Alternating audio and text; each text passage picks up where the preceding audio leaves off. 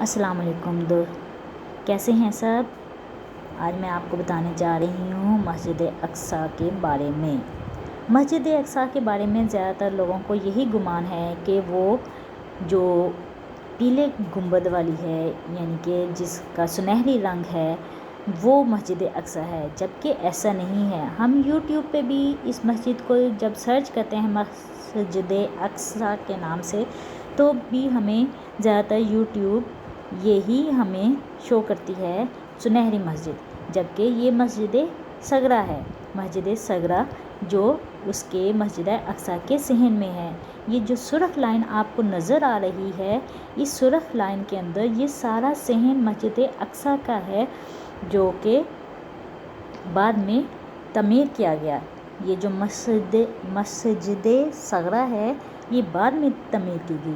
تو مسلمانوں، آپ اپنے بچوں کو یہ بتائیں کہ مسجد اقصیٰ کیا ہے اور مسجد صغرا کیا ہے۔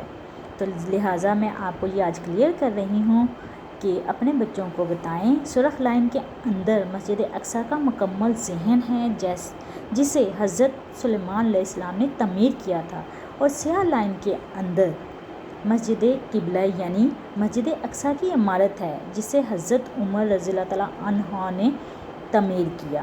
نیلی لائن کے اندر مسجد صغرا، جسے لوگ غلطی سے مسجد اقصیٰ سمجھتے ہیں، جسے عبدالمالک بن مارون نے تعمیر کیا تھا۔ اپنے بچوں کے دلوں میں مسجد اقصیٰ اور القدس اور فلسطین کی محبت ڈالیے۔ اپنے بچوں کو بتائیے کہ مسجد اقصیٰ ہمارا قبلہ اول ہے۔ اپنے بچوں کو یہ بھی بتائیے کہ مسجد اقصیٰ سرزمین معراج ہے۔ اپنے بچوں کو یہ بتائیے کہ مسجد اقصیٰ کی محبت ہمارا عقیدہ ہے۔ اپنے بچوں کو بتائیے کہ مسجد اقصیٰ کی محبت ہماری عبادت ہے۔ مسجد اقصیٰ کی عزت مسلمانوں کی عزت ہے۔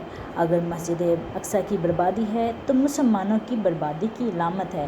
اے اللہ، فلسطین کو اپنے حفظ و امان میں رکھ اور اس کے بندوں کو طاقت عطا فرما، تاکہ وہ اسرائیل کے لیے لڑ سکیں۔ یا اللہ، ہم سب کو اپنے پیارے نبی صلی اللہ علیہ وسلم کے پہلے گھر میں عبادت کرنے والے کی حفاظت کرنے کی توفیق عطا فرمائے۔ تو دوستو، یہ تو تھی مسجد اقصیٰ اور مسجد صغرا کی چھوٹی سی کہانی۔